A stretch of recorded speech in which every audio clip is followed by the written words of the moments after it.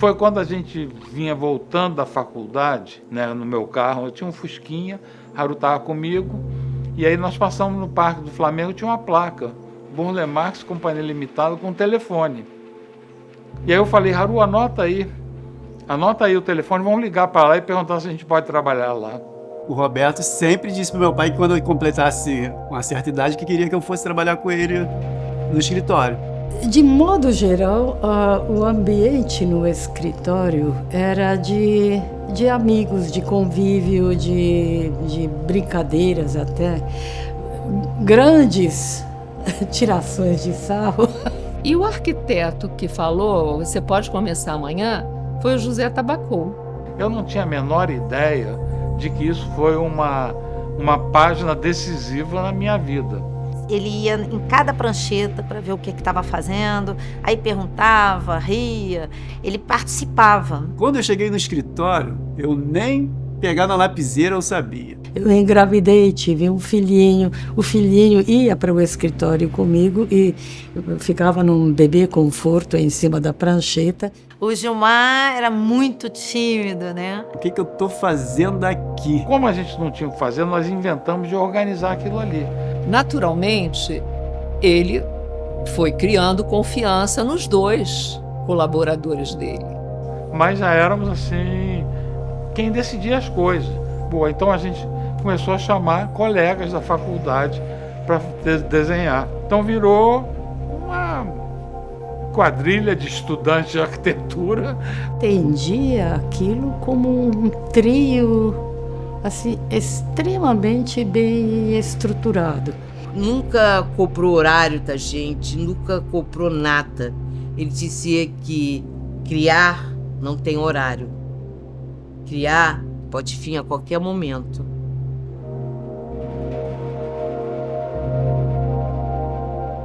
E o estagiário perguntou assim para ele, por que o senhor decidiu fazer esse trabalho com linhas curvas? Aí ele olhou e disse assim, porque eu gosto. Foi a grande filosofia dele. Você está trabalhando com arte. Você não precisa justificar cada pedacinho de linha que você faz. Abria-se a planta, Roberto começava a colocar os entendimentos dele. Então, eu penso fazer isto, ou penso fazer aquilo, etc. Isso era uma coisa assim muito bonita e muito, vamos dizer, cheia de ensinamentos de como um artista enfrenta, vamos dizer, determinada situação. Começava a fazer um projeto narrando o que ele estava fazendo. Sabe, é como se fosse um locutor de futebol. Esse primeiro momento do zoneamento do projeto era uma coisa muito interessante, porque quem estava do lado dele, no começo era o Haru, José. Depois eu tive a oportunidade de fazer isso. Com uma borracha, a gente ia apagando um traçado que o Roberto tinha feito, mas que não tinha gostado. Esse gesto do Roberto, dessa primeira curva, ele pegava a lapiseira e ele fazia um gesto que era, antes de tudo, abrangente. Ele fazia uma forma que englobava o desenho inteiro. Ele estava tomando posse do terreno. O jardim dele, ele pega desde de 2 metros quadrados, uma área pequena, até chegar a 1 milhão, 2 milhões de metros quadrados, né? Esse olhar, essa escala, não é todo mundo que faz. A paisagem não era meramente árvore aqui, árvore acolá. Eram relações de cores, eram relações de formas, eram relações de, digamos, do perto e do longe e das tensões que a paisagem gerava. E isso tudo vamos dizer, passava por um filtro artístico muito marcante. Em alguns momentos, eu tive a leitura de que o traço do artista na tela contaminava o traço do artista no jardim. Tinha uns críticos de arte que falavam, no começo, que o Burle Marx paisagista era o Burle Marx pintor que usava o terreno como tela e as plantas como tinta. É uma ideia assim metafórica, romântica, bonita, original, mas mentirosa. Não que ele fazia uma cópia, mas aquilo que ele falava da paisagem, comentava da paisagem durante as viagens, você sentia que havia uma certa ressonância nos trabalhos artísticos que ele fazia. Só que com o passar do tempo ele se deu conta do seguinte, que jardim é uma forma de expressão completamente diferente. É dinâmico, né? Você planta um jardim, o jardim vai ter uma vida dele em que ele vai mudando permanentemente. O paisagismo é uma obra muito sensível. Qualquer um muda, até um passarinho muda.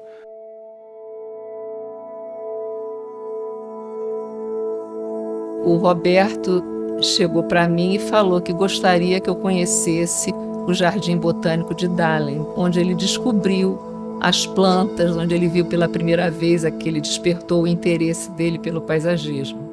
Roberto, quando ia viajar, para qualquer razão, ele fazia a mala dele com as roupas, as coisas pessoais. Quando essa mala estava pronta, ele botava essa mala dentro de uma mala maior. Essa mala maior, o que era? Lugar para trazer mudas. Eu me imaginei na situação dele, um jovem que ainda não estava interessado em vegetação e que lá descobriu que tinham plantas lindas ali, na estufa da Alemanha, em Dahlem, sabe? E, obviamente, fiquei emocionada de saber que lá tinham plantas com o nome dele, sabe? Mas eu descobri uma planta nova que eu nunca tinha visto, eu chamei de Burlemarxia. Roberto tinha consciência da importância dos botânicos presentes nas excursões. Burlemarxia espinosa, se não me engano, tinha espinho.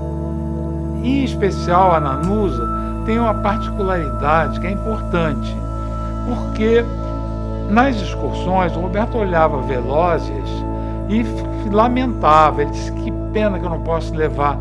Mas por que você não pode levar? Elas morrem. Eu falei, isso aqui, a minha especialidade é esta planta. Ela falou, não, Roberto, elas não morrem, elas parecem mortas. Você continua molhando que elas vão voltar.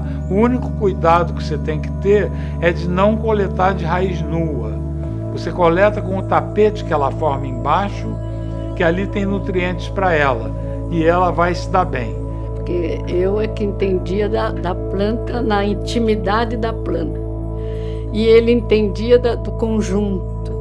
Aí ele fez a experiência, funcionou perfeitamente, e ele criou certamente a maior coleção viva de velociáceas do planeta. Depois nós coletamos várias diferentes espécies e a gente trouxe de viagens. Eram plantas que estavam sujeitas a ser dizimadas. Roberto tem pelo menos 60 plantas descobertas que a ciência não conhecia antes. Eu falar para você uma excursão de coleta de planta, a gente não consegue ter dimensão do que vem a ser isso. Todo mundo que estava ali adorava o que estava fazendo. E era um encanto, um descobrimento para todo mundo, né? As plantas coletadas nas excursões, o Roberto levava para o sítio. Muitas delas eram para fazer parte das coleções. Mas não era o objetivo. O objetivo, ele não perdia de vista isso. Era arranjar plantas que pudessem entrar numa composição de jardim, de paisagem. Ele fazia as excursões, levava as espécies, via o comportamento e introduzia, né? As viagens pelo Brasil, para mim, elas foram muito importantes para você aprender a fisionomia da paisagem. Essas viagens mostravam realmente como era cada ecossistema, Mata Atlântica, Caatinga, Cerrado. Mostrava para a gente bem como que funcionava, né? Viajar com o Burle Marx significava isso, aprender a olhar. E ele fazia questão que todos os estagiários participassem, pelo menos, de uma viagem.